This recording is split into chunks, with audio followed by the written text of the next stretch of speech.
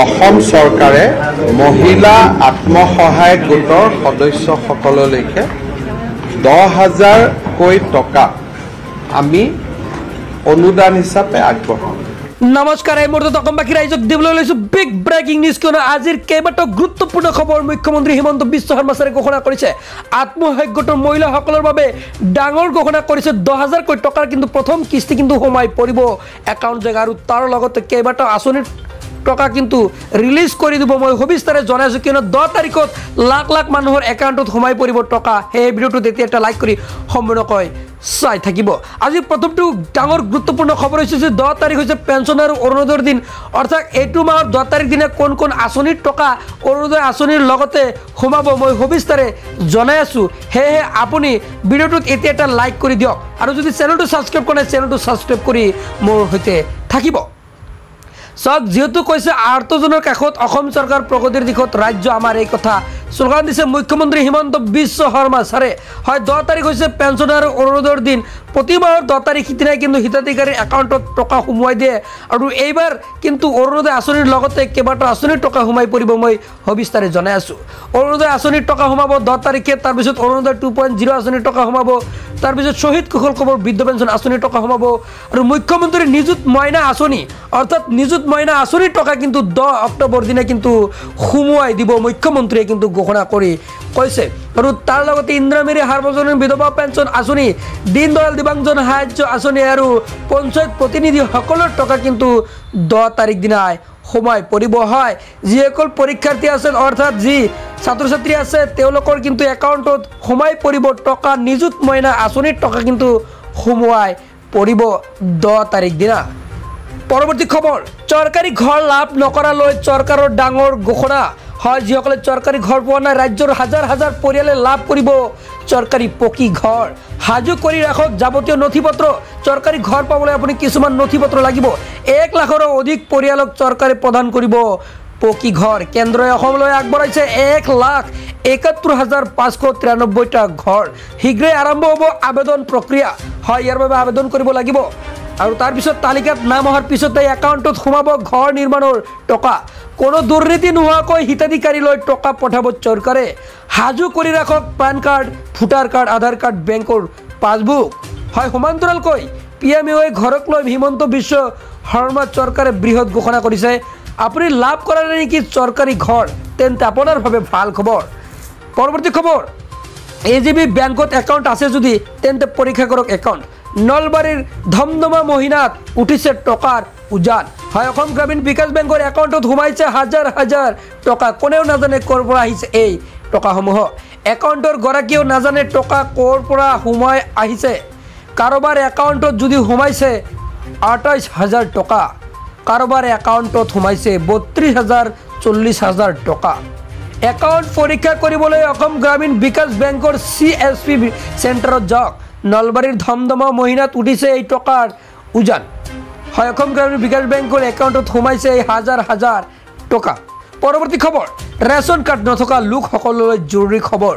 হয়, নতুন ৰেচন কাৰ্ডৰ বাবে কেনেকৈ কৰিব আবেদন তাৰো মই সবিশেষ জনাই আছোঁ। 19 ছেপ্টেম্বৰৰ পৰা আৰম্ভ হৈছে হিতাধিকাৰী পৰিয়ালৰ বাছনি প্ৰক্ৰিয়া।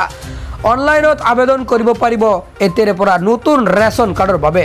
হয়, pds.assam.gov.in ৱেবছাইটত উপলব্ধ আবেদন পত্ৰ।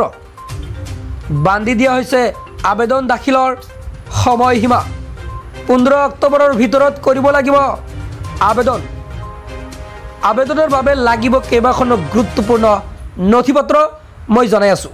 আধাৰ কাৰ্ড, ভোটাৰ কাৰ্ড, ঠিকনাৰ প্ৰমাণপত্ৰ, বাৰ্ষিক আয়ৰ প্ৰমাণপত্ৰ, সম্পূৰ্ণ পূৰণ কৰা প্ৰমাণপত্ৰ, বেংক একাউণ্ট সক্ৰিয় মোবাইল নম্বৰ।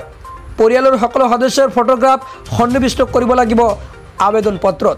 যি পৰিয়ালৰ বাৰ্ষিক আয় 4 লাখতকৈ কম সেই পৰিয়ালক যোগ্য বিবেচনা কৰিব। আবেদনকাৰীৰ আধাৰ কাৰ্ড থকাটো বাধ্যতামূলক কৰি দিছে। অৱসৰ 4ৰ্থ বৰ্গৰ কৰ্মচাৰী, ঠিকাভিত্তিক কৰ্মচাৰী, দৈনিক মজুৰি পোৱা লোকেহে কৰিব পাৰিব এই ৰেচন কাৰ্ডৰ বাবে আবেদন হয়। ৰেচন কাৰ্ড নথকা লোকসকললৈ জৰুৰী খবৰ দিছে। পৰৱৰ্তী খবৰ হৈছে যে ভাল খবৰ, আত্মসহায়ক গোটৰ মহিলাসকলৰ বাবে মুখ্যমন্ত্ৰী হিমন্ত বিশ্ব শৰ্মা ছাৰে ডাঙৰ ঘোষণা কৰিছে।